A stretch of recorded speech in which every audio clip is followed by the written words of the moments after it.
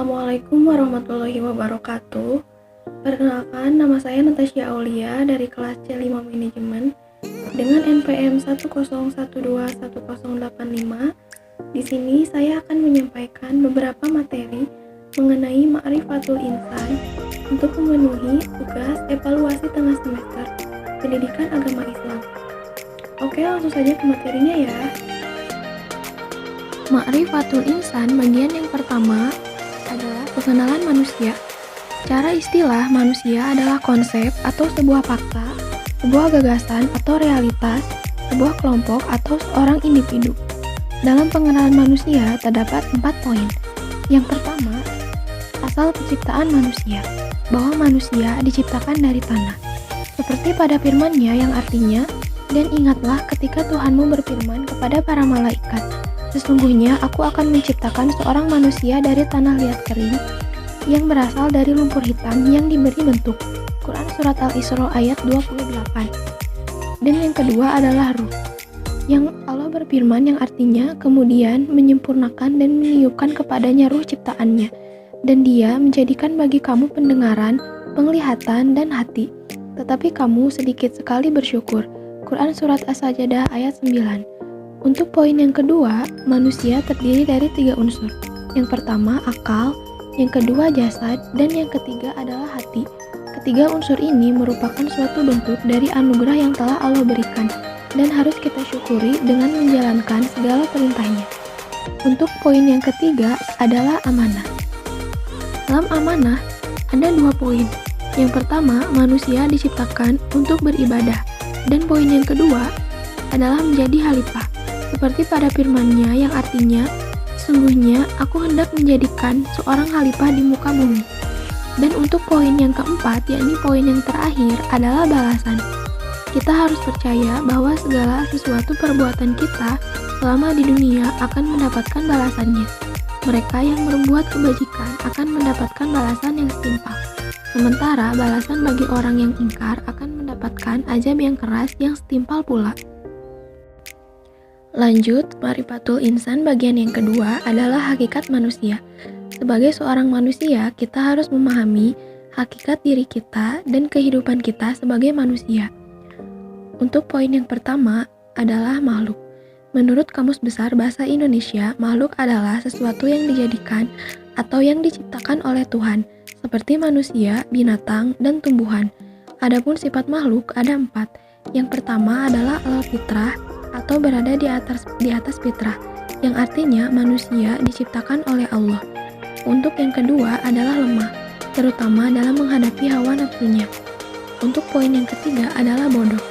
Manusia merupakan makhluk yang memiliki keterbatasan pikiran. Dan yang terakhir adalah fakir, yang artinya manusia butuh kepada pemberiannya. Untuk poin yang kedua adalah mukarram atau dimuliakan. Manusia adalah satu-satunya makhluk yang dimuliakan oleh Allah di antara makhluk yang lain. Di antaranya dengan ditiupkannya ruh, memiliki keistimewaan, dan ditundukkan alam kepadanya. Untuk poin yang ketiga adalah mukallaf atau dibebani. Manusia diberi beban atau tanggung jawab, yakni untuk beribadah kepada Allah dan menjadi khilafah di muka bumi. Untuk poin yang keempat adalah bebas memilih.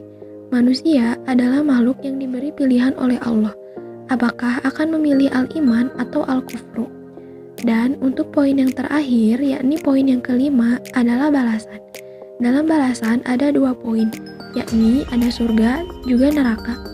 Apapun yang kita kerjakan selama di dunia akan dipertanggungjawabkan, sehingga nantinya akan memperoleh balasan apakah akan masuk surga atau neraka.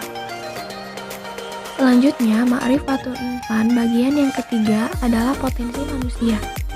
Pengertian potensi manusia. Menurut Kamus Besar Bahasa Indonesia, potensi adalah kemampuan yang mempunyai kemungkinan untuk dikembangkan, kekuatan, kesanggupan, dan daya. Sedangkan manusia, menurut Kamus Besar Bahasa Indonesia, adalah makhluk yang berakal budi, sehingga dapat disimpulkan bahwa potensi manusia adalah suatu hal yang memungkinkan seseorang dapat mengembangkan kekuatan, kesanggupan, dan daya. Potensi manusia yang diberikan oleh Allah meliputi potensi pendengaran, penglihatan, dan hati.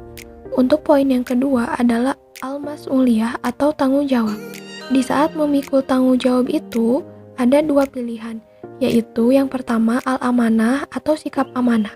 Dalam Quran Surat Al-Hajj ayat 41 menegaskan bahwa manusia hendaknya mendirikan sholat, menunaikan zakat, dan menyuruh manusia berbuat ma'ruf dan mencegah perbuatan mungkar. Sedangkan yang kedua adalah hianat. Ma'rifatul insan bagian yang keempat adalah nafsul insan atau jiwa manusia. Nafsu ada pada manusia setelah bercampurnya jasad dan ruh. Dalam Quran Surat Az-Zumar ayat 42. Tingkatan nafsu ada 3. Yang pertama, nafsu mutmainah. Yang kedua, nafsu lawamah. Dan yang ketiga, nafsu amarah. Ma'rifatul insan bagian yang kelima adalah sifatul insan atau sifat-sifat manusia.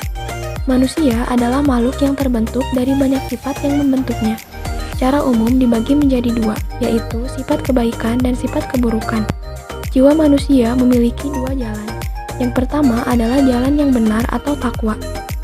Dalam Al-Quran, takwa dalam Al-Quran ada 3 makna. Yang pertama, takut kepada Allah bermakna taat dan dalam beribadah, dan dengan makna pembersih hati, dan yang terakhir adalah dari noda dan dosa. Contoh takwa yaitu yang pertama syakur atau bersyukur, yang kedua sabur atau bersabar, yang ketiga awah atau berhati lembut, yang keempat rohimun atau kasih sayang, yang kelima awab atau suka taubat, yang keenam awah atau bersikap lemah lembut, yang ketujuh sodikun atau selalu bersikap jujur, dan yang terakhir adalah aminun atau terpercaya. Sehingga dengan sifat-sifat ini maka akan memperoleh keberuntungan. Untuk poin yang kedua adalah jalan yang salah atau fujur yang akan mengotori jiwa. Adapun contoh sifat fujur yang pertama adalah sifat tergesa-gesa, yang kedua berkeluh kesah, yang ketiga pikir atau tidak mau berbuat baik, yang keempat adalah kufur, yang kelima pendebat, yang keenam pembantah, yang ketujuh jalim, dan yang kedelapan adalah jahil. Sehingga dari sifat-sifat tersebut dapat ditarik kesimpulan bahwa sesuatu yang sifatnya baik maka nantinya akan membawa manusia ke dalam sebuah kesuksesan atau keberhasilan menjadi seorang hamba di muka bumi. Tetapi jika manusia memiliki jalan yang buruk, maka konsekuensinya manusia tersebut akan mengalami kerugian yang sangat besar karena telah mengotori jiwa yang seharusnya disucikan. Ya, yang dapat saya sampaikan. Mohon maaf apabila